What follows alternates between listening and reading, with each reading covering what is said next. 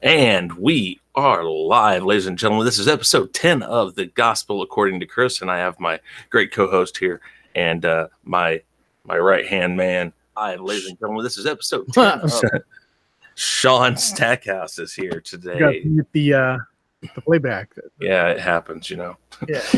And there's Rob. Look at that, just like clockwork. This works out pretty well. So we're here.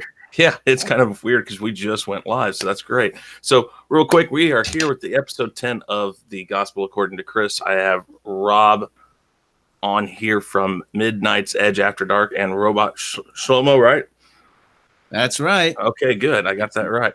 And we're going to be talking just current event topics, crazy stuff going on in the Marvel Cinematic Universe, things like that. But before we do that, we are going to go ahead and let Rob kind of pimp out his channel and what he's all about. So, Rob, please go right ahead and let everybody know who you are and what you are about. Yes, if you recognize my voice, and hopefully you do, you'll know me as the narrator supreme on Midnight's Edge. I'm also over at Midnight's Edge After Dark with Tom Connors and Mecha Random 42. I narrate most of the documentaries and all that good stuff. We do live streams. I have my own channel, Robot Shlomo, which unfortunately I've been neglecting for a bit, but hopefully I'll get some stuff up there again very soon. I just have to preface this by saying, though, I have thunderstorms in my area. I've nearly lost power twice, so I'm keeping one eye on the weather map and one eye on the stream. So if I do blink out, Thanos didn't get me. It's just United Illuminating in my area. So I understand how that goes. I've had that happen before, so it'll be quite all right. So let's start off with talking about the craziness that is the Marvel Cinematic Universe and what they are doing to destroy it. What is your thoughts on that, Rob? Oh, I think it's deplorable. I think it's absolutely despisable. Well, okay, listen. Here's the thing. I'm watching actually there was no live stream of it, so I'm keeping one eye on Twitter and on with Mecha Random Saturday night, and there was the typical, thing of the reaction. Oh, this guy just got announced, blah blah blah, yada yada, and then they get to the Thor announcement, which we'd already known about. It was no big deal, but then they say Thor, Jane Foster will be Thor. I'm like, what? Yeah.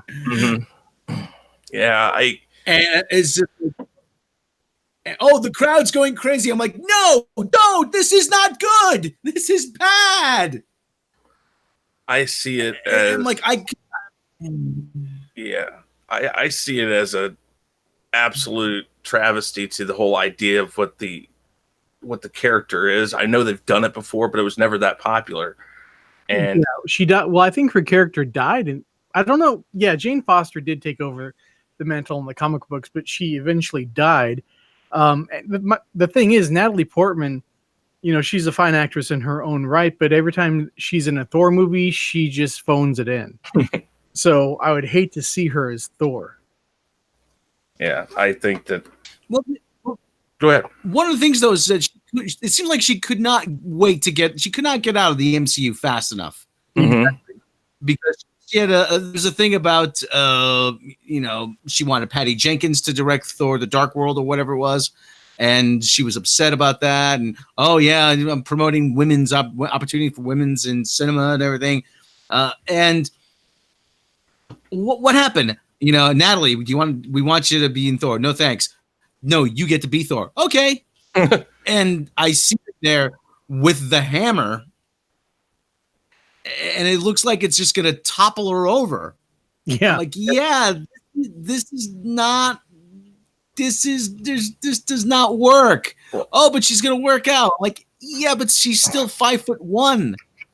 I'm trying to figure out how they're going to write this in that she automatically all of a sudden can lift this hammer she never could in the movies.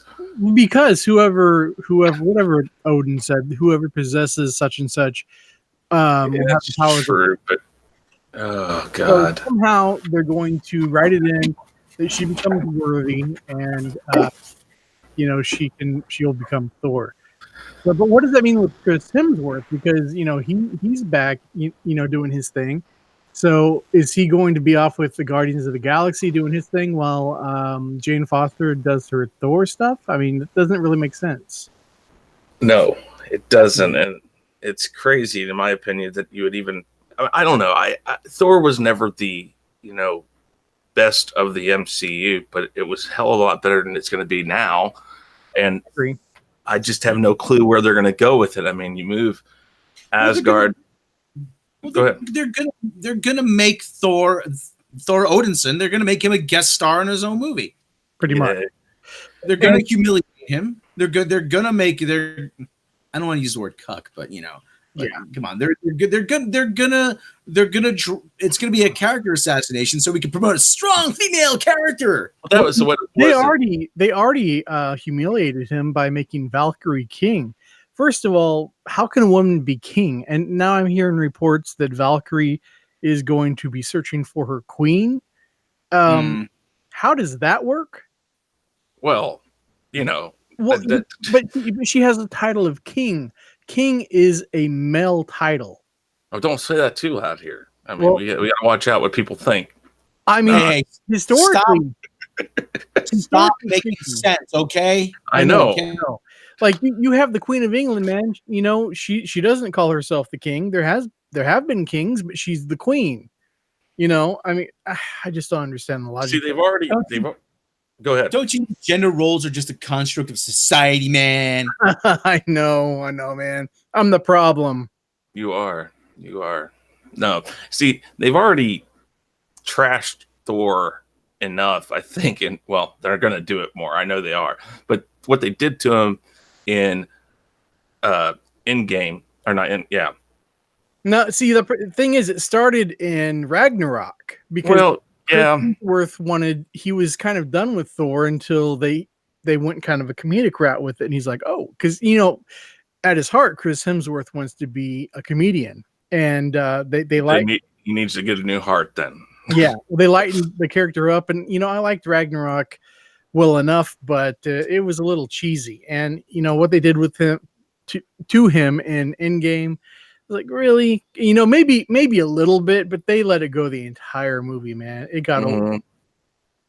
I think that they did that there. If they do it in a movie of Thor, I mean, like you said, I'm not sure if he's going to be in Guardians of the Galaxy or not, but all this passing of the mantle that is just going so female. It's like, why, except for just money, are you doing it? I mean, I hate this because, I watched the MCU now for 10 plus years or 10 years, and we had a great run. And then, like, I went to go see Spider-Man Far From Home, and I was like, wow, this is kind of hopeful. And then that was like their way of saying, okay, we're done with what you guys wanted, what the real fans wanted.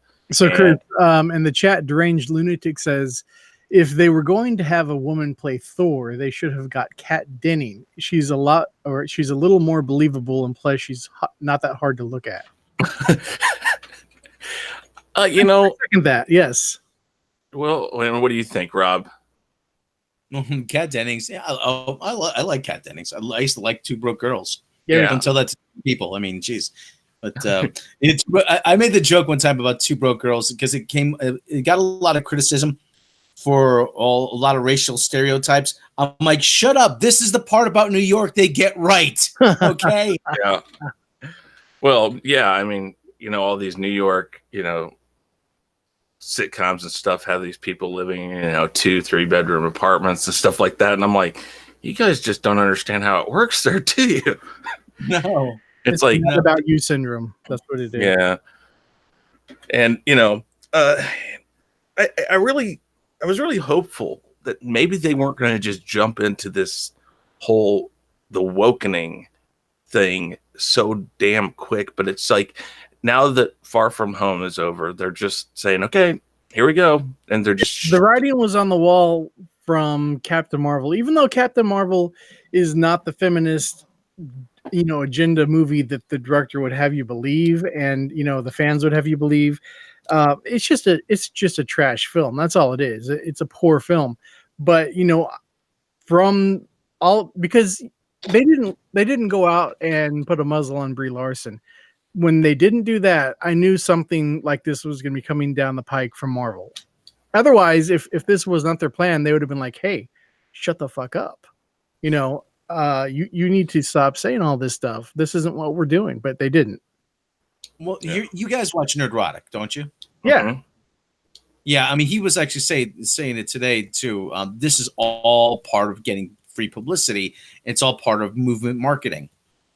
But at the same time, though, it does feel like, okay, I didn't see Far From Home. Okay. Okay, I haven't seen it yet. People spoil the hell out of it for me, so that doesn't make a difference. So it That doesn't really sucks. matter. Yeah. But anyway, I was like, "Hey man, did you see Far From Home? You never guessed, like J. Jonah Jameson." I'm like, "Thanks a lot, asshole." Jeez. But anyway, I digress.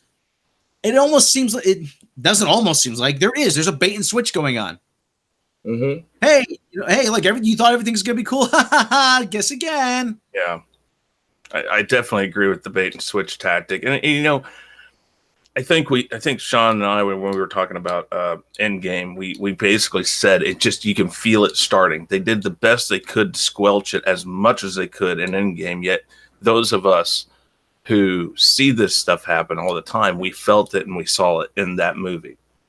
And they kind of just fed us in little crumbs and stuff. Here, look what you're going to get. You're going to get this and this.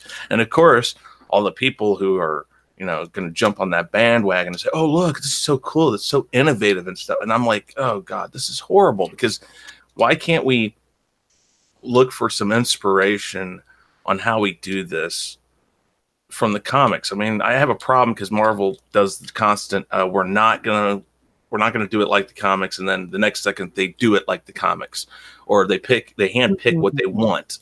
They've never done it like the comics. They've cherry picked, but I mean, for the simple fact that they haven't had the rights to all the characters, like Civil War could have never been like the comics. I mean, that's true. If they were to do Secret Wars, it could not be like the comics even now. You would have to have so many actors cast in that movie. It'd be ridiculous. But it would be awesome. It would be, but they wouldn't do it, and they're not going to do it now for sure. I mean, so yeah. Rob, have you gone to Las Vegas yet, or were you going to Las Vegas? No, that's next week. That's next week, and you're going there for, what was it again? Star Trek Las Vegas. Star Trek Las Vegas. And what are you looking forward to there? Blackjack and hookers. No. Okay, well that's top of the top. That's the top, but that goes without saying. Well, I just got told that there's gonna be a Lower Decks panel on Sunday.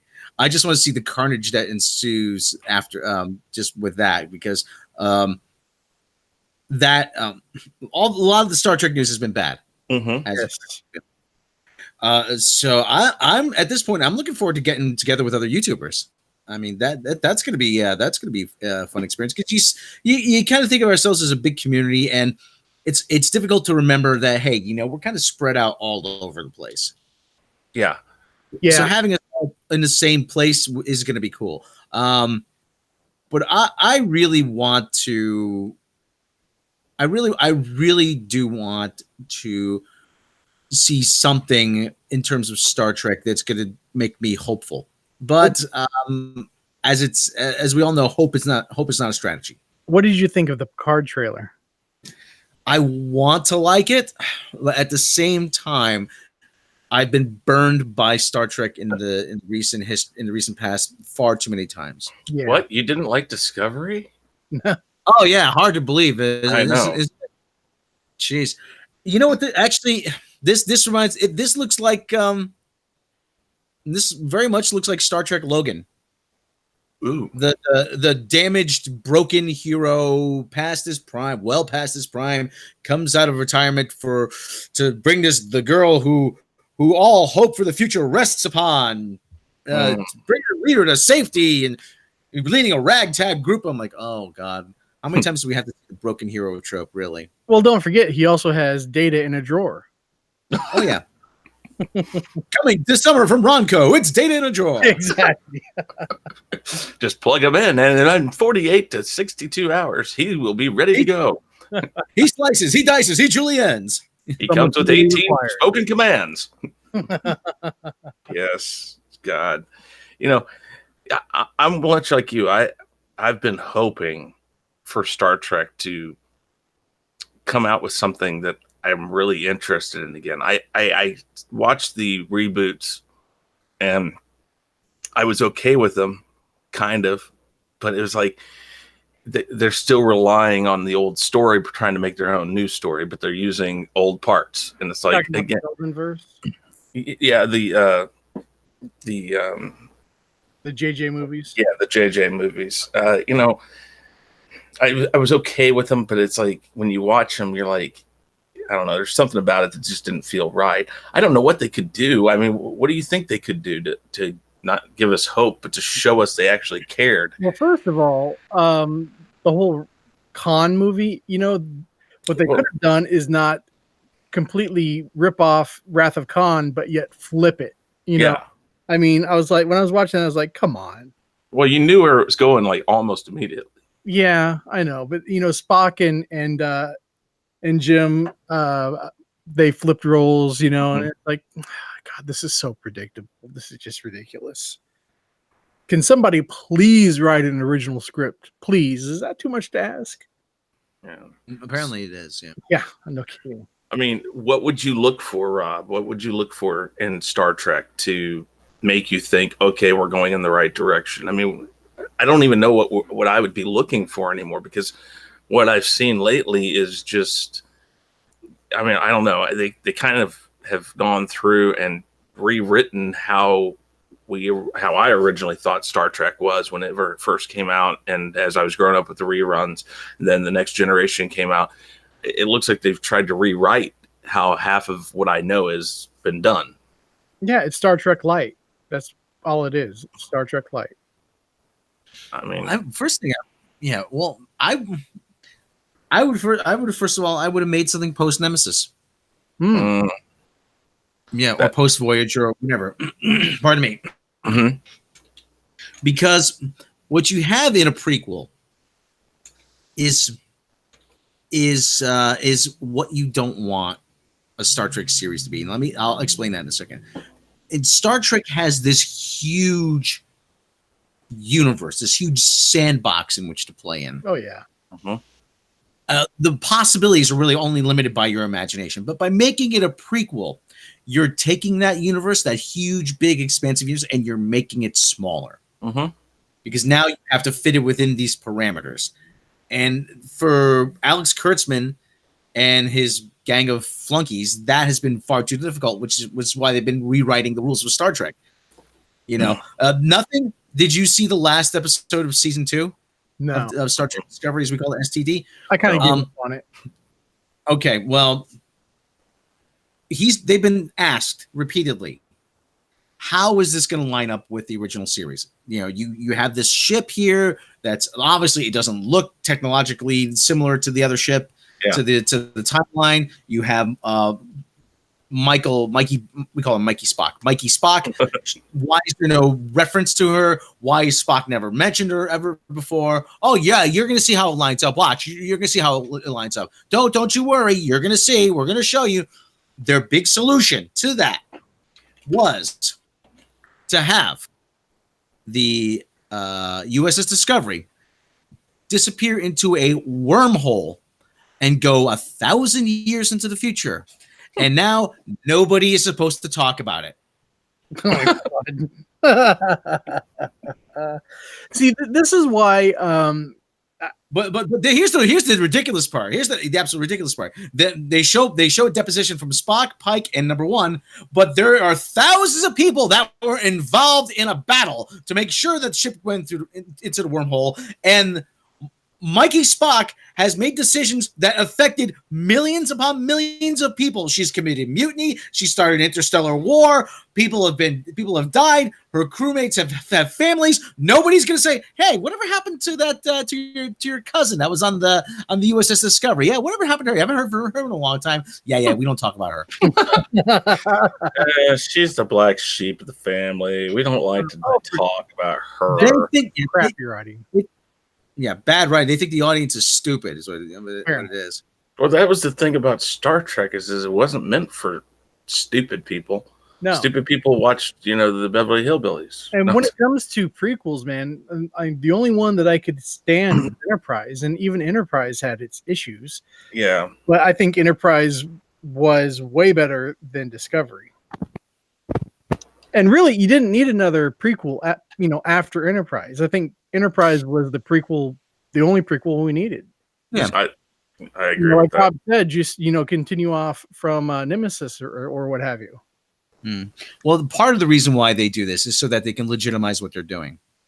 Yeah, but by having Spock have a half sister, like, oh, we've tied ourselves to canon, so what we do now is legit. But it's not. It's just their excuse for it. Yeah, exactly. Which is unfortunate because that's a constant trend in Hollywood and the TVs and the movies and everywhere is they're just going to, well, it's fine because we said it was fine. We wrote it in however we had to do it. And I say it all the time. People, and I bring this up point blank because it's the easiest way to show it, is when the ship goes into hyperspace in The Last Jedi and blows up the Dreadnought or whatever. Can you stop bringing that crap up? Well, I bring it up because here's the thing. People are like, well, that's such a horror part of it. And I says, but that's a plot device. That's how they're going to get there. And they don't care. They're just going to do it because it solves their problem. And I think that's how everybody does it now, is that they say, okay, well, we have this here and we have this over here. And there's this giant canyon in between. How do we get there? Oh, we jump. But it's lazy writing, man. It is. Oh, don't get me wrong. It is lazy writing. I think it's entirely too lazy. But the thing is, this is what we have. You have Disney doing every other animated movie. And, what do you think about that, Rob? Do you think that's ever going to end? No. As long as those movies make $1 more than they cost to make. Yeah. That's what I'm afraid of. That's what I'm afraid of. Because I remember listen, I make no bones about it. I like Disney. I like Disney stuff. Mm-hmm. Okay. I think Disney, yeah. I think everybody deep down has a soft spot for Disney. The first movie I ever went to go see when I was a kid, I was 3 years old. I went to go see Robin Hood. Sure. Yeah. Disney Robin Hood. And like I said, deep down, I have a soft spot for Disney. But I remember the Renaissance, the animation Renaissance of the 90s. You looked forward to seeing something different. It was an event. Yeah, it was an event. Oh, cool. Oh, wow, Aladdin. Oh, wow, this looks cool. Oh, Beauty and the Beast. This looks really good. Oh, The Lion King, a new movie. Oh, Hunchback. Okay, that's pretty good. Hercules. All right, maybe the next one will be good. Exactly. Well, we were talking a little bit about this last night in another stream, talking about the fact that those 90s movies and the fact that what they worked on innovation back then is we're going to still hand draw. We're still going to come up with a good story, but we're going to let computers help with movement during the animation now. So you got it felt more real what you were seeing and things like that. And so back then, even, but maybe 20 years ago or so, you still had people that were thinking of a way to make a movie better, but not by cheapening things, not by putting too much CGI into it, not by, ripping off something they've already done. They actually took the time to come up with new stuff. And I asked myself, what has changed besides what's inside Disney, the people inside Disney? What has changed to make it so they can't come up with these great stories? And I understand they're all ripoffs of old fairy tales and stuff like that, and they're rewritten for Disney. They're softened in parts, and they don't have the same endings. Fine, whatever. They've done that since Snow White. But what I'm trying to figure out is where was the difference, and what is it that made them think, well, it's just too hard to be original anymore? Because it literally hit a wall, and then they just started saying, it's all remakes now. But that doesn't just apply strictly to Disney, man. No, it doesn't. In general, that's Hollywood in general right now. Well, okay. Well, have you ever seen Moneyball? Yes. Brad Pitt. Brad Pitt. Mm-hmm. Yeah. It seems like now. It seems like there's almost the now the use of analytics in baseball. Okay, for those who don't follow baseball, and just bear with me. Analytics in baseball is a huge thing. Now it seems like we almost have the same approach now to movie making, and I know a lot of people that have a problem with him. Movie Bob once said that if there is a formula, an analytical formula for assembling a winning baseball team, surely eventually someone will come up with an analytical formula for putting together a successful movie. And I think that is what's happening. I mean, they're just looking at the numbers. Oh, this did this did this kind of business. These people went to go see this movie. I mean, and it just, another thing that's also happening is that you have far too many people now. They just don't want to see anything new. They want to see something familiar. And that goes for Hollywood too. Hollywood wants people to have something familiar. They want something that they know. Doesn't matter if you've already seen that movie. I'm like, my biggest issue with The Lion King, I looked at my shelf. I'm like, yeah, I have The Lion King up on my shelf. Why do I need to go see another a CGI nature documentary version of The Lion King? Yeah. I've seen this movie. Yeah. And they want to play on that nostalgia now. That's the other thing about this too. Something's familiar. Oh, because it's familiar, I'm going to go see it again. I already know I like it, so I don't have to decide whether or not it's good. So put the tricks into the old movie, re-release it, put it out in the theaters, and people would be fine with it. I mean, if they're going to be like that, that's what I would do. I mean, I would be like, why waste money on film? I mean, let's just do that. I mean, but I understand, and when you say Moneyball and when you bring that up, it makes a lot of sense because I mean, people are going to say Moneyball is what saved baseball. I mean, because a lot of these small market teams went to looking at, okay, so if we get good pitching and we have one or two decent hitters, we actually have a better chance as long as our defense is good. And we don't have to spend all this ungodly amounts of money that these other three teams are spending. We can do it with this much money. And so do you think if that's kind of what Hollywood is trying to do right now, do you think that that's going to result in something that is a better product? Like baseball has kind of come from the gloom of what it was 10, 15 years ago. And I'm not saying baseball is everybody's, cup of coffee, but do you think Hollywood's going to get to that eventually where it's going to be like, this is the steroid scandal for Hollywood right now is just crap upon crap. And then as time moves on, this formula will be perfected and they might actually come up with better product later on? I think the biggest problem is movies and film and cinema. It's still very artistically driven, and that's where I'm going. Yeah, and it's still very artistically driven. Yeah, you can have all the parts on paper, but at the same time, if you don't have the artist behind it, the visionary, you're not going to put together anything that's worthwhile. Mm-hmm. I mean, we already sort of have that now. Kind of tailor movies to get the bigger audience. I'm not sure if you're aware of this, but World War Z was a movie that had its ending actually changed. Yeah, because his marketing men felt that they did not want a certain ending because originally it was supposed to end with Brad Pitt in Red Square lopping off zombies' heads. With he was going to be leading part of an army, there, and because Russia is such an up and coming movie market, the marketing men said, "Yeah, you know what? We don't want an American looking like a hero in Russia. That's not going to play well. So we got to change that." Oh, okay, and they had to. And the movie Red Dawn, because of China is such a huge movie market, they said, yeah, you know what, making the Chinese the bad guys, not a good idea. We better change that. What are we gonna change to? North Koreans, they don't go see movies. Screw them.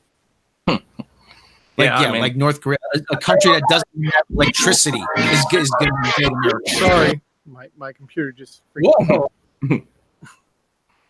Yeah, no, Whoa! Sean's having technical difficulties. My bad. But that's okay. Make it more interesting. Yeah, I think that you're absolutely right about, and I knew that about World War Z. And that is kind of how I'm wondering if things aren't going. I mean, before long, they're just going to sit people in a room and go, okay, here's the ideas. Now, which one do you like best? Which one do you like best? And they're going to just go down the line and say, okay, these were the ideas they liked best on our storyboard. We're going to go with this, and they're just going to shove it onto us on a screen. And they're, like you said, target audience. It's going to hit. They're going after the most bang for their buck, I guess. I mean, that's kind of the thinking now with the Jane Foster Thor, because there was a survey a couple of years ago. They asked, are you interested in comics? It was like 51% of women said yes. They're quote unquote interested. Not do you read comics? Not have you read comics? Not do you like comics? Are you interested in comics? That's like saying, are you interested in hockey? Yeah, okay, I'm interested in it. Do you like hockey? No, I wouldn't go see a game, but I'm interested. Mm-hmm. So yeah, same thing. Like, or you want to transpose that to Americans? Are you interested in soccer? And how long have they been trying to sell that to us as a nation? Yeah, exactly. It's kind of the same thing. You're trying to sell something to an audience that isn't buying. And that's the biggest problem here. So, I mean, with Marvel, with Disney, let's just say Disney, because Disney's in charge of Marvel now. I mean, they're obviously they're making the call on this. Everybody answers to Bob Iger. And, I even said it that I believe the difference between Star Wars and Marvel is when they were bought out, when Star Wars was bought out, there was no definite plan in place by George Lucas. He just had the property, and they saw tons of things they could do with it and millions of dollars. And they're like, oh, we can do whatever we want with this. There's such a wide, big universe. When they bought Marvel, the difference was that Marvel still had a plan. They had, I think they had some outline of what they wanted to do through Phase 3, and they came in and said, well, we got this, this, and this. And Iger was like, okay, you got a plan. Go do your thing. And now that the closer they got to the end of Phase 3, he's been talking with Feige and saying, now for Phase 4, this is what I think we should do, and this is what you're going to do now. And people were like, oh, no, that's not what they're doing. It's still this person and this person. I said, no, I really believe that Marvel came in with a outline that Feige saw money in, and he says, okay, you're going to make money, great, good, I'll leave you alone. But Star Wars, you're a different story, because I can do what I want with you. And Kathleen Kennedy is going to do what I tell her to do, because I'm in charge now. And I really see them. I'm afraid that they're going to try to do what they tried to do with Star Wars first, which is like a movie a year. They're just going to try to shove this down people's throats, and it's just I think it's going to backfire on them. Well, one of the things too is that back in, and we said this actually on a podcast that I did on my personal channel, Robot Shlomo. I was talking to a guy, Jake Bentley, who we have on quite a bit too on Midnight's Edge. The whole reasoning for buying Star Wars and Marvel is because Disney loses boys somewhere around the age of 9. And so they needed properties that appeal to boys. So they bought Star Wars and Marvel. And Jake was saying at the time, that gives you a monopoly on awesomeness. And now you have Kathleen Kennedy coming in, and now you have Bob Iger. I don't know if it's Bob Iger or Kevin Feige that's really doing this. They're saying, Kathleen Kennedy especially, oh, no, the Force is female. You're trying to take very male-centric properties, and you're trying to make them fit. You're trying to put a square peg into a round hole. Absolutely. I totally agree. And I keep saying, listen, women like superhero stuff. Okay, they're like, but let's not mince words. It is predominantly a male-driven medium. I don't think there's anything sexist or misogynist saying that. Saying that. That's a fact. You are fighting the very nature of what the medium is. And the same thing with James Bond. James Bond. Oh, you God. get me started. You get me started with James Bond. I could go all day on James Bond. We're talking about that next. Oh, good. That's a good segue then. Okay, well, maybe I should just leave that for a second here. Okay. But you're trying to turn this into something it's not. And what they've been trying to do is to do that. You try to show the men are incompetent, the women are perfect, they have no flaws. There's no hero's journey, and Professor Geek actually covers this very well. And they've de-feminized a lot of the female characters. Mm-hmm.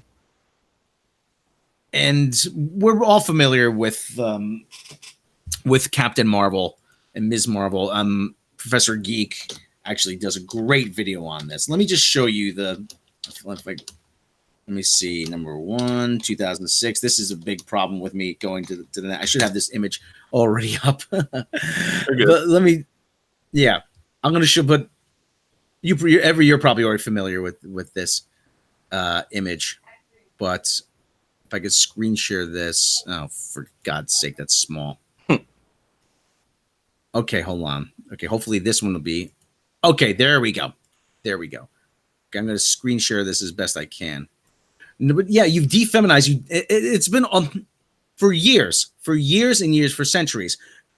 I don't know if you're familiar with classic myths, but classic myths, the strongest, most powerful female warriors were also the most beautiful. Mm-hmm. But now you're trying to ugly up everybody. You're trying to desexualize. You're trying to demystify them. You're trying to make there no difference between the male and the female, and like there clearly is.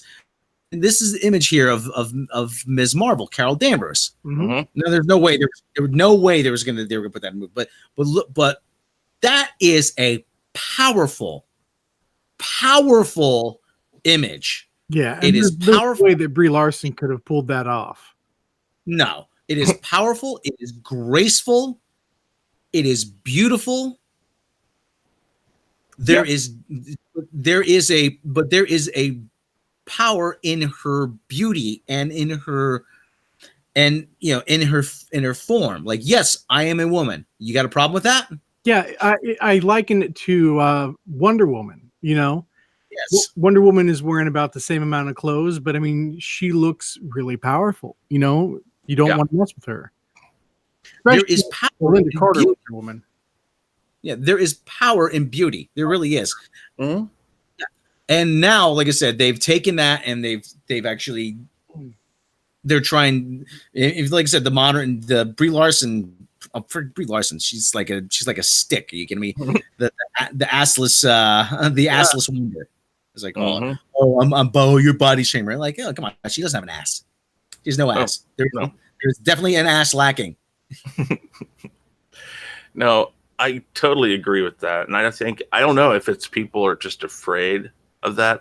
I mean, I always liken the United States as being an adolescent teen. They're afraid of certain things. I mean, if you go overseas, women who are beautiful, strong, powerful women, they're not. It doesn't bother anybody. It's just you are what you are over there, for the most part. I mean, they have their issues still in places, but they've dealt with a lot of this crap and a lot of this stupidity in the past, and so they're kind of past it in some places. When you come over here, we're all kind of dealing with stuff that we obviously we're not ready for, but I think it's more people who are afraid to let that type of an image be what drives the movie, and finding those people who can fit. I mean, I've always said that a big problem they have right now in Hollywood is finding the correct actor or actress for the movie. Anymore these days, like you said, it's more of a demographic thing. Do they fit in this box that we want to show the world? It's not, do they fit the character? Can they play the character? Can they be the character? And I think that's a big problem right now. Yeah, definitely. Yeah. So, okay. James Bond. I remember reading that they were bringing in what's her name that did the robot for Solo. I don't even pay attention to half of the people who are out there anymore. But they brought in somebody to help Bond make it to the Me Too, be more Me Too sensitive. And when I read it, I read that basically what I think they're trying to do is they're going to have a female 007 or a 00 agent. And that female 00 agent is basically going to rely on Bond to come out of retirement and help with whatever her mission is. And in the process, she's going to teach him how to be more sensitive and more easygoing on women and not so dominant, masculine, chauvinistic, all that stuff. And that she will be able to resist Bond's charms. That's basically what I read.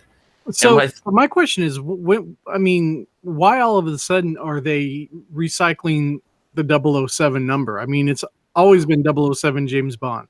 Yeah, I don't know if that's what they're doing. Like I said, I can't remember the article right offhand if it said that she is going to be 007 or it's not. It's got to be 007 if she's going to be, continuing on as 007. I mean, well, I don't know if that's the plan, but that's my question is I think that it brings up a lot of questions, because how can you take a predominantly male, or not predominantly, an only male part that's been like that for 20, is this 29, 26? I don't know. All these movies have gone on, and it's always been a male actor. How many? There's been 24 so far. They're working 24, on okay. 25. All right. And then, if you want to count the, you never say never, which might as well. I mean, it was Connery. Yeah. But you got this predominantly male part, or the only person that's ever played it as a male. And I've grown up with it. I know you, Rob, have grown up with it. Sean's grown up with it. A lot of people have grown up with this man being what I have always called a real man. He may have had his chauvinistic ways, but he always was, for the most part, respectful to women. He, he knew how to look the part, and I don't know. I learned a lot of things from James Bond to have some sort of a gentlemanly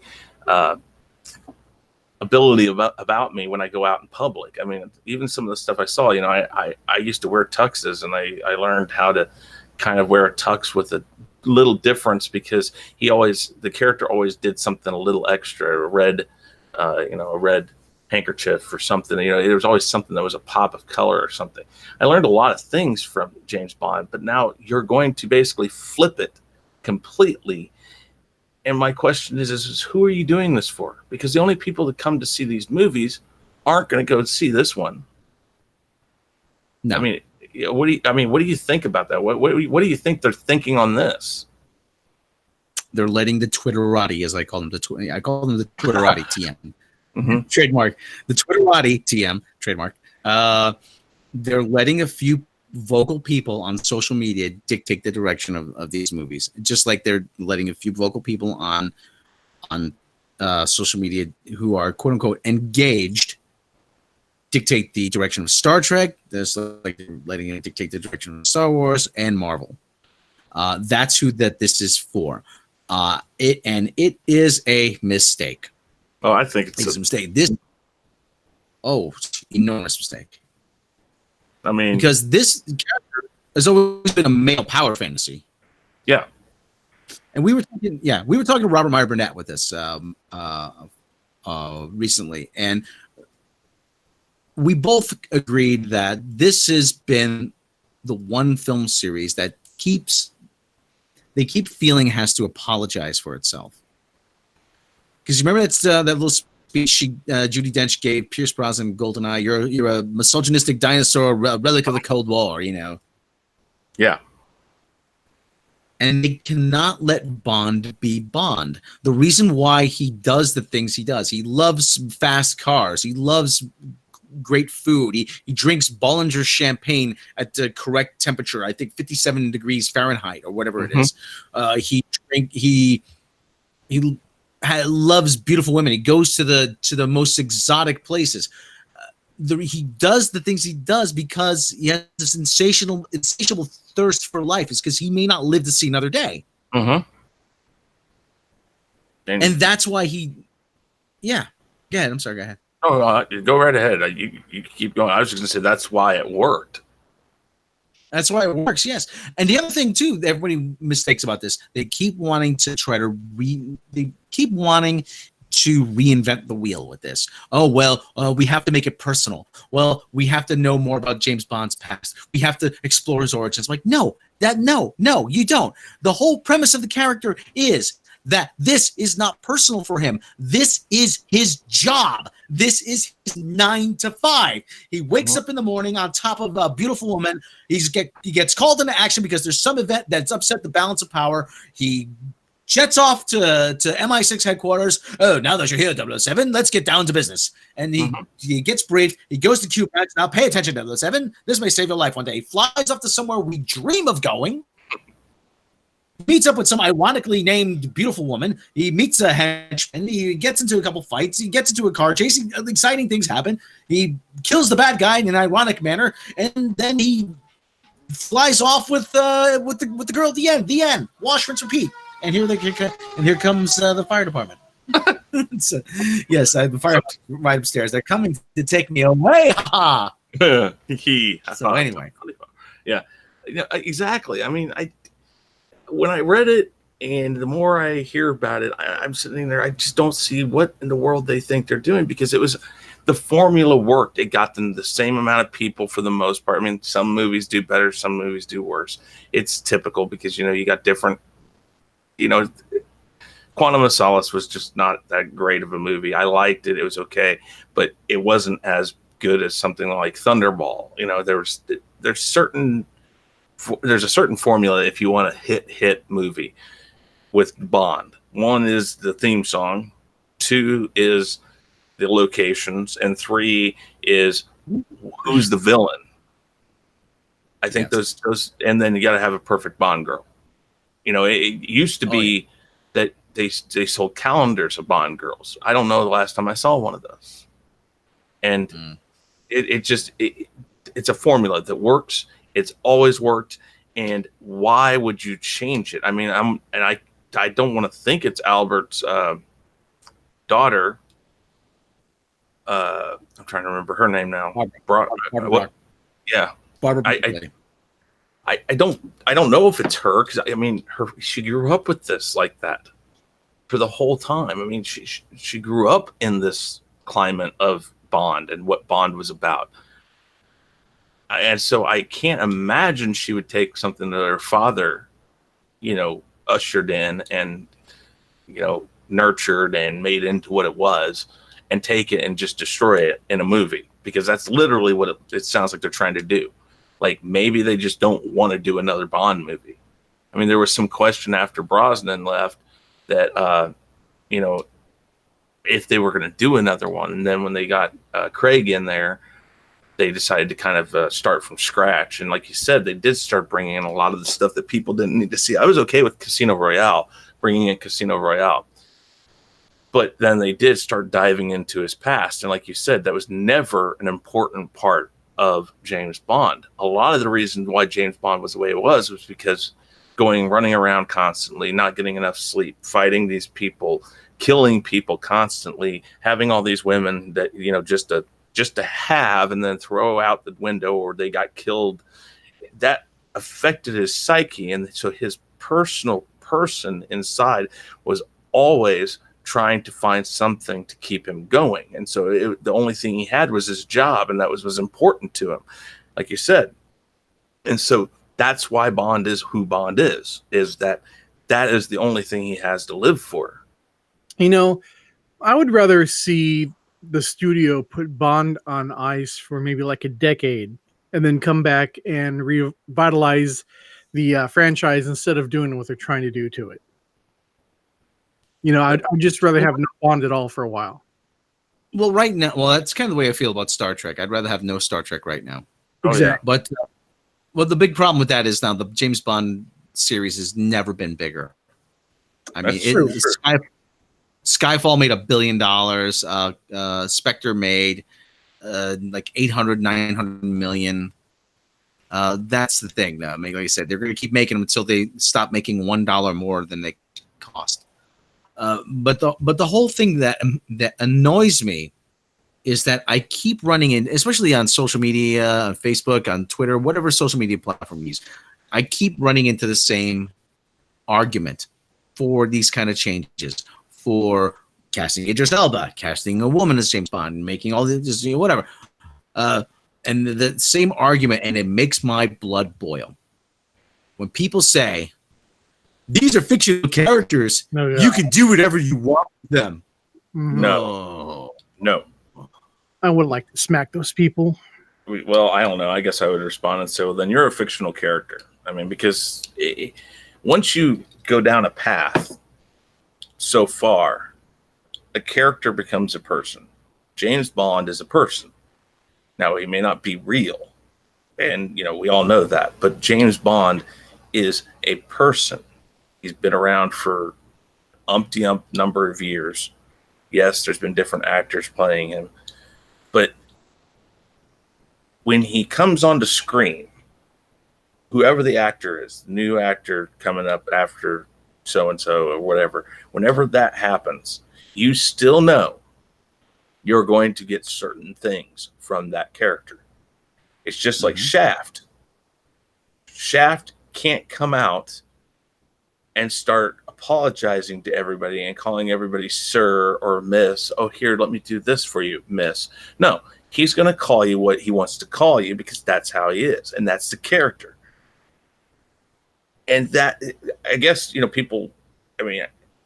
Well, so they're not real characters, but like Michael J. Fox said about, the 7 years on Family Ties, back in the day, he said, you have welcomed us into your house every week for the past 7 years, like we're part of your family.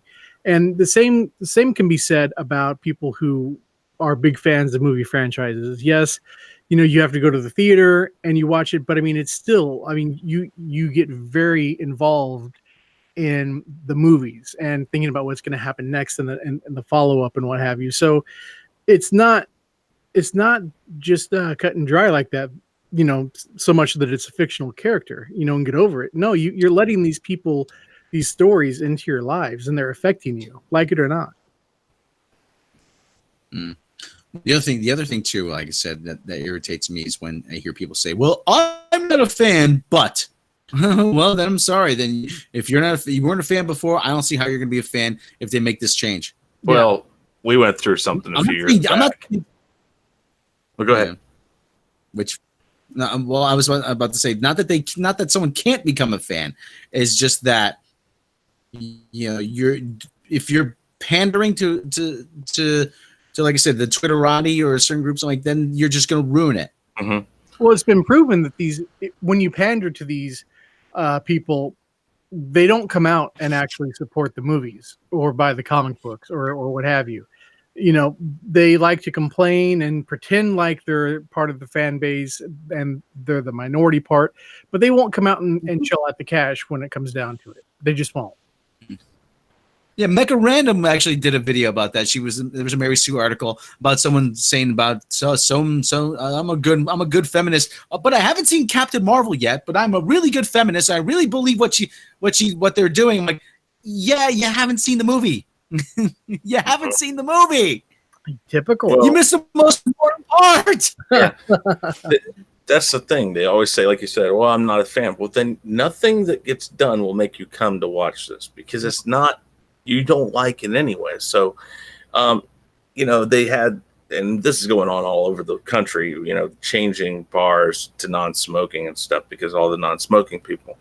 Now, the problem with that is, like I said around here. Yeah, well, that I can kind of understand because the staff has to breathe it in all the time. That's a certain health thing.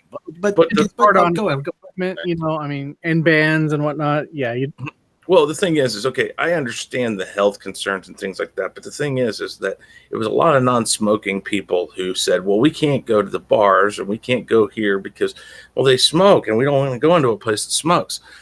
And as soon as they did it in a lot of places, including Kansas City here, the bar business tanked because the people who went there were the smokers. And that's what happens is when you take something that is kind of reliant on a certain clientele and you turn your back to that clientele, you then get that response. Instead of having, $1 billion movie, you might only get a $200 million movie. And I don't know if it'll be that much of a dramatic turn, but I already said, everybody said it, Spectre was not as good as Skyfall. And I think that this movie, with all of the stuff that's going on, the true fans of this franchise are just going to walk and not go see it.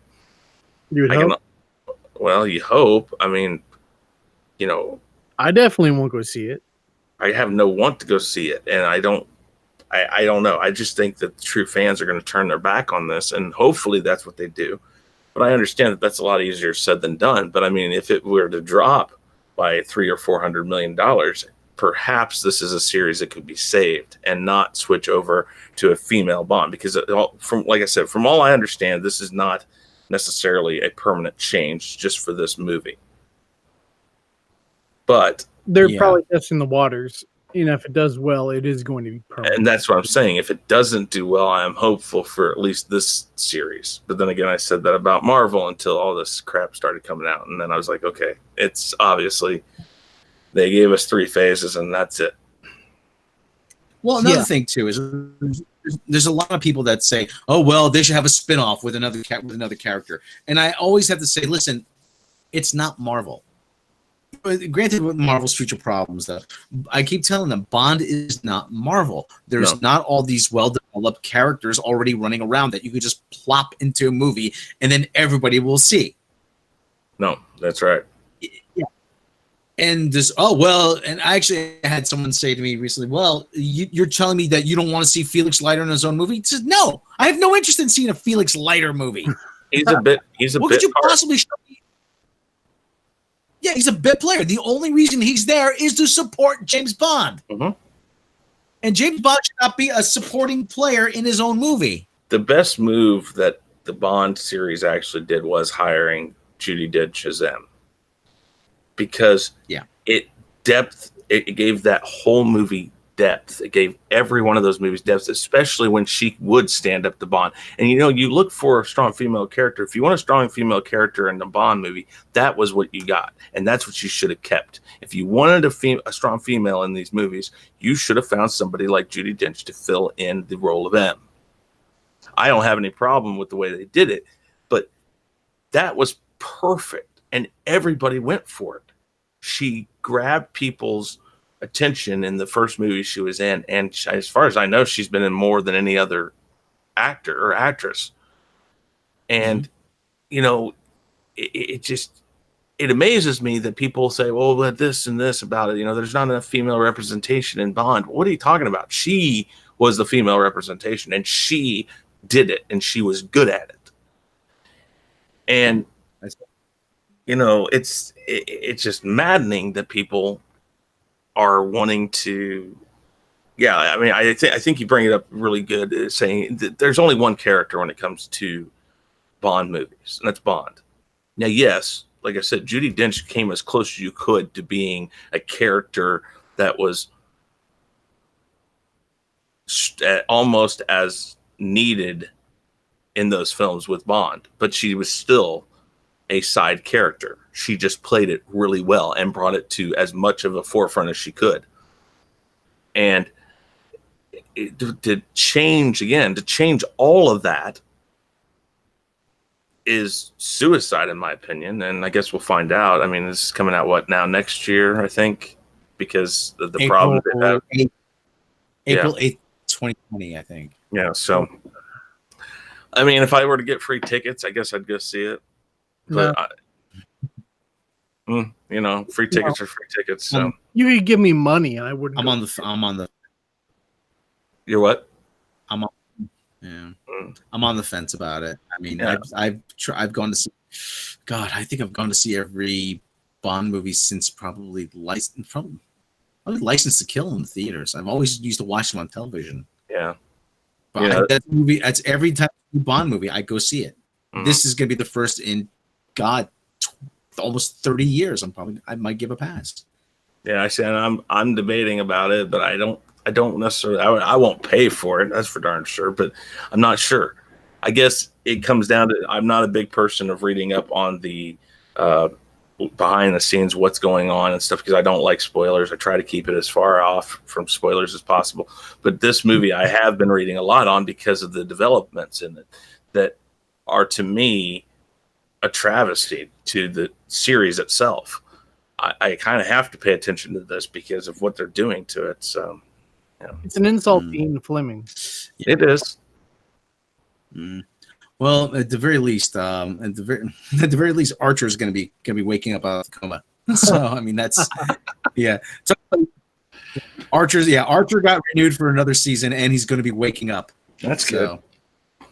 See, shows like that restore my faith at times.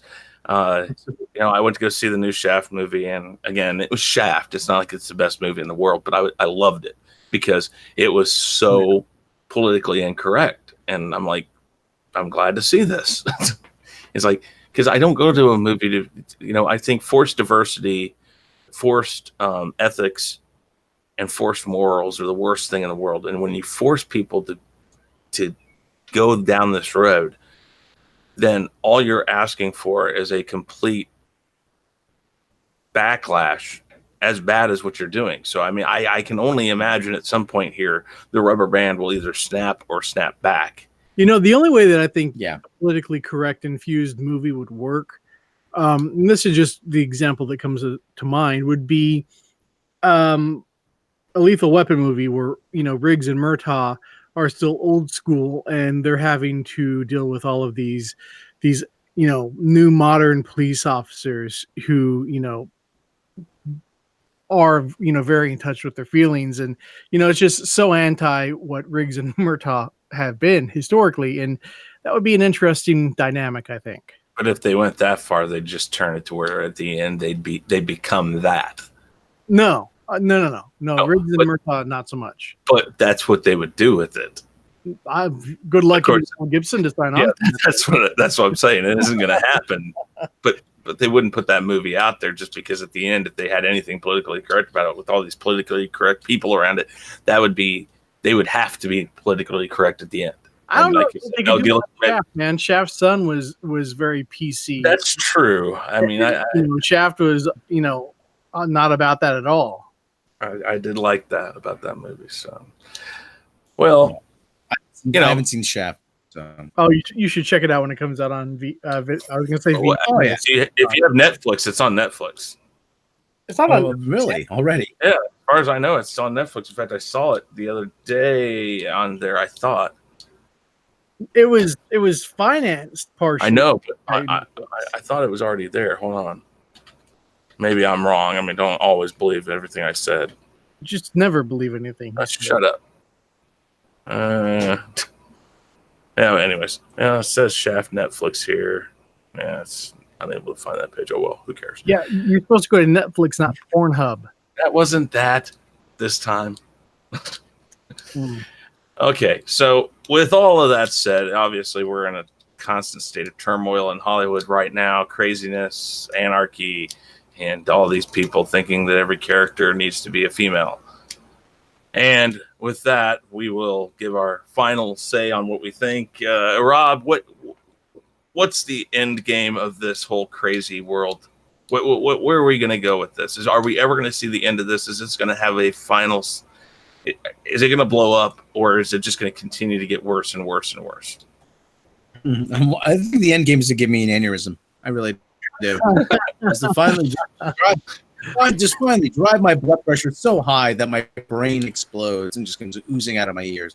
But I think what's I really do think that the people making decisions, I believe that they believe their heart is in the right place, even though their brain isn't. I think it's going to take a high-profile failure for the dam to break on this. What's the high? What is the failure? What is it going to be with Marvel, Disney? What? You need like 4 or 5 other solos. Yeah, exactly. It's going to have to be. I mean, Men in Black. I mean, we're already seeing signs that the dam is starting. Not that the dam is going to break, but the water's starting to crest. Mm-hmm. You know, Men in Black, International failed, Solo failed, Ocean's 8 failed. I mean, there's going to be, but I don't know if Star Wars, the rise of who cares. I don't know if that is going to fail, but it probably won't reach 2 billion. No, but I don't think it's going to be. If that makes under $1 billion, then I can start to see the pendulum swing back. But the thing is, it's going to be too late though, because all this stuff's already in development. If Thor: Love and Thunder, if that fails, then I think you're going to see a major course correction. Okay, and that could well fail. You think it's going to take? Yeah, you're going to think it's going to take 2 or 3, maybe 4 or 5 in a row. Yeah.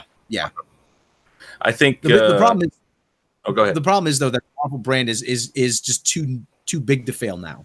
That's the other thing. Hey, Tom's just. Well, let's get some. We can stick around a little bit and get some of Tom's ideas on this. It's very weird that I'm here. No, what do you need? What do you need? What do you need to know? No, I'm here. I'm sorry. I want to know why you are a shill for females taking over the universe. Because I love pussy. Oh, good answer. That was a very good answer. I didn't expect it to be that. I do enjoy getting laid once in a while. Chris wouldn't know. Shut up. Sorry, I don't know if this is a PG rated thing, and I'm sorry the guys are out here mowing the lawn, so they're making a lot of noise. But. No, we're good. We're good. You're fine. It's all good. It's age restricted, so I think we've kept everybody under 12 out. No, yeah, we were talking about like a female Bond, the female Wokening of Marvel, and all of that. And maybe you want to give some of your commentary on what you think about all this stuff going on. He left. He put himself on mute again. Yeah, he's tired of your crap, man. Well, everybody's tired of my crap. It's how it goes. I was gonna try and open up the chat, and if I do, it'll like everybody's voice will be doubled. But yeah, so it's gonna happen anyway now. But I'm not a big Bond fan exactly, but I do obviously sympathize with this entire situation because I am a white male, and even though a lot of people want to say that we're nothing but a whiny bunch of babies or whatever. We're watching a lot of things that not just white males, but other people care about. You know what I mean? Uh-huh. It's just silly, and there's a lot of women who find it insulting and stupid that they're changing everything too. I mean, we have one of them on the show every day, every day we go live. Mecca Random, it's the whole, she's the proof that the fandom menace is not all white and male. People are sick and tired of messing with. Our cultural heritage as Americans. I mean, this shit's Americana in a way too. I mean, well, Bond is British, but I mean, everything else as far as that goes. But even a portion of that is kind of Americana in a way because Rob and you guys and we all grew up with it. It's still part of the lexicon. I know what Bond is. I know what Bondisms are. I get it. It's not like it's like Santa Claus. It's there. It's what's the word I'm looking for? It's a shared. It's our shared lingua. It's our lingua There's franca. There's a word for it, but I can't think of it. Anyway, lexicon. But no, that's not the word I was looking for. Yeah. Do you guys remember the Man Show? Yes. Yeah. Yes. Oh God, yes. Yeah. I remember when Adam Carolla did it. I remember when Adam Carolla did a tribute to Benny Hill. He said, even though Benny Hill was from England, to me he was as American as the Beatles. Mm-hmm. Oh yeah, no. Yeah, so that's it. I mean, That's how we kind of look at James Bond. Yeah. Yeah. So, Tom, I mean, like, what do you think about the female Thor and the Valkyrie looking for her queen, things like that? Valkyrie, I don't really have so much of a problem with. I mean, But she's a Valkyrie. She's the king, and she's going to be searching for her queen. That doesn't make sense. Well, so she's a Valkyrie. You gonna argue with her? I mean, the way that they kind of set it up, in Ragnarok, I kind of get it. I got no issues with that. Now the other part though, with making what's her face, Jane, making Jane Thor. From what I know about that comic book line, it lost over half its readership by the time said and done. Yeah, that's the arc. So here's the other thing though. There's a wild card, and that's Taika Waititi. True. I loved Thor Ragnarok unapologetically, and I loved like What We Do in the Dark or whatever it's called, the documentary and stuff like that. So I trust him to do something with this that could be funny. I'll wait until I see the first trailer before I really prejudge it at all. Okay. So we'll prejudge it, but not until I see the trailer. and of course, if we don't like it, we're going to get the same of course, saying this isn't made for you. Well, yeah, it was. Just like all the people, including myself, who didn't like the She-Ra reboot on Netflix, they're saying this wasn't made for you. Like, yeah, I actually grew up with this. Right. By default, this was made for me. So shut the fuck up. Well, this is all I'll say about it. But that doesn't mean you can't have an opinion on it, though. That's the other thing. No. Oh, no, it does mean you can't have an opinion. They say so. You can't. No. Because it was not made for you. And this is okay. Well, what I was going to say now, after you guys said that, will sound like I'm defending Disney and Marvel, but I'm not. You got to look at it this way. Even Spider-Man, the movies they've had, one of the things that people can't seem to gripe about, even though they do it, is because they handle the diversity well. So you don't see a lot of people bitching too much about it and like the SJW agenda, because they even poke fun at it in Far From Home. So I have a feeling Taika Waititi will have some fun with this. And I love saying his name, so I'm going to say it again. Taika Waititi. I hope. His name sound like a drink or like a... I'll have a Taika Waititi.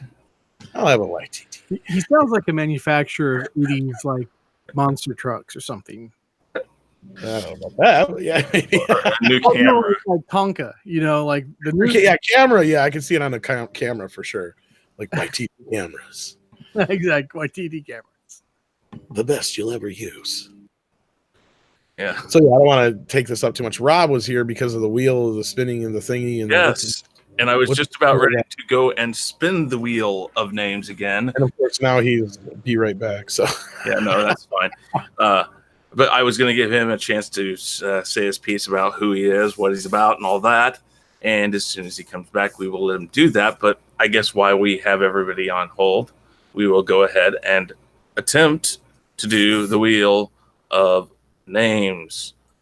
So this is the wheel of names. It's amazing. It's crazy. It's wonderful. And it's really simple. I hit this little middle button right here, and it spins round and round and round and round and round. And who it picks is who's on next week. Almost, Tom. Almost. I'm here already. Yeah, I know. Wow. All right. Ancient One. So we will contact him and get him on next week. And from that point on, it goes on as usual. So with that said, Rob, are you there? Yeah. Yes, I am. All right. Rob, why don't you tell everybody who you are, what you're about, and where you can be found? Yeah. My name is Robot Shlomo. You can find me over at Midnight's Edge After Dark. I'm the Narrator Supreme at Midnight's Edge After Dark and at Midnight's Edge. You can find me on my own channel, Robot Shlomo, and I'm about good liquor, fast cars, and bad women. So that's what I'm about. Perfect. Tom, since you're here, why don't you tell everybody what you are all about and where they can find you and your name? Just give it out there. Well, I too, you can be found at Midnight's Edge After Dark and Midnight's Edge, and that's about it. No, I do my thing there, and you can find me lurking in other people's channels. Well, before I let you guys go, actually, I had a question up here. Timon Flip or FLP said, ask you and Rob about the Spider-Man deal. That's the reason why he's dropping the MCU, being a Spidey fan. So, the Spider-Man deal, what do you think? It makes sense, and it could be worse. I mean, I can totally respect somebody's feelings on the matter. If the movies were worse than they were, then that'd be a different story. But I enjoyed the last two Spider-Man movies, but I can understand, them not liking the fact that there isn't a Mary Jane and Flash isn't the same Flash that they're used to, and same thing with Ned and all that kind of stuff. It's understandable. Chris, stop barking. Yeah, it's because there's people out here mowing lawn and stuff. So that's okay. No, it's Chris. It's Chris. But Rob, you can take it from there anyway. The Spider-Man deal. Mm-hmm. About the lack of a Spider-Man deal, or of it's the deal. I'm not really sure. I think they mean like the change of characters. That's what turned them off, and then probably when they saw our video, they seen why. That probably made it worse. Well, I'm not really that upset by it, as long as you get Peter Parker right. I mean, I like having a young, hot Aunt May. Oh, yes. Yeah, I do. I agree with Even that. if the script was horrible, I'd be in the theater to see Marissa Tomei. For sure. We're being toxic males, okay? That's all right. We allow that. Here. But even though MJ or Michelle isn't real, like technically they haven't said she's Mary Jane, I still think she's Mary Jane. They're just not saying it. I don't know if it matters if she is or isn't. You don't have to. It doesn't. People just want what they're used to. They want a woman with red hair and blah blah blah, and I would rather have a redhead too, because redheads are awesome. But Zendaya, I think she's doing a great job. Yeah. Okay. Well, there you go. So, Tom, thank you very much for showing up and giving a couple pennies worth of your mind. Well, here's something real quick I can show you guys, and this is in one of the videos, and this is kind of, I think, what we're getting at too, real quick here. You've got, if you can. Oh yeah. Blow me up there. Yeah, hold on. Just there's like Marvel's Mysterio and Marvel's this and Marvel. There's other ones that say like Marvel's MJ and stuff like that too. Okay, I see it. Take a look though. I mean, there's a demarcation though. Marvel's Spider-Man's Far From Home, the Spider-Man Far From Home, and then you have Marvel's Spider-Man. Oh yeah, I see that. Mm-hmm. Yeah, how about that, huh? So definitely, there's a differentiation here.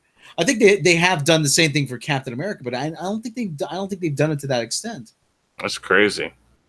It is. Wow. Well, because I think Spider-Man's the only place where there was any separation in the merchandising, and then Sony sold it back. But I think they get a bit of the merchandising from Far From Home, is the deal, and that's where these differentiations in the characters come in. Is if Sony ever wants to use them again in the near future. If this deal doesn't go on much longer, then they wanted different enough versions in the MCU version, so when they used their versions, it was closer. But then all that did, I think, in the end, was backfire, because now they're not able to make like Venom in the Spider-Man universe. You know what I mean? So it's like, yeah, that makes sense. There's not even a Venom costume in the there's not even the black costume in the video game, the PS4 video game. Really, that sucks. Yeah, I don't know what the black costume. I thought it was awesome. Yeah.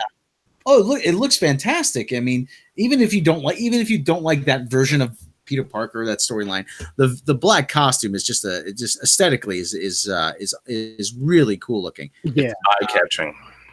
Yes, exactly. It's totally different, and it's definitely a good thing. It's still Spider-Man. That's the thing. It's different, but it's still like you can look at it like, oh yeah, that's Spider-Man. Yeah. Yep. And out of all the different costumes, that's my favorite costume of all time. All right. Well, guys, I do appreciate you coming on. Rob, thank you so much for spending your time with us. I appreciate all the stuff you guys did to get on here tonight. And Sean, as usual, go ahead and tell everybody who you are, what you're about, and where they can find you. Kneel before Zod! Are you mental? Yeah. I am the Dancing Destroyer, the King of Sting, Count of Montefisto, the Prince of Punch, the Master of Disaster, the one and only Sean Stackhouse. And you can check me out at Sean Stackhouse Reacts on YouTube and Sean Stackhouse on Twitter. Mm-hmm. There you go. Listen to him getting all big in his pants there. Look, Okay. why do you say this to me? You know I will kill you for it. Yeah, because I can. All right, guys. That's all for today. Thank you for tuning in to the Gospel According to Chris. I am Chris Knight. This is the Real Review 3000. Thank you, Rob. Thank you, Tom. I appreciate it very much. Everybody say goodbye. Goodbye. Goodbye. Goodbye. Goodbye.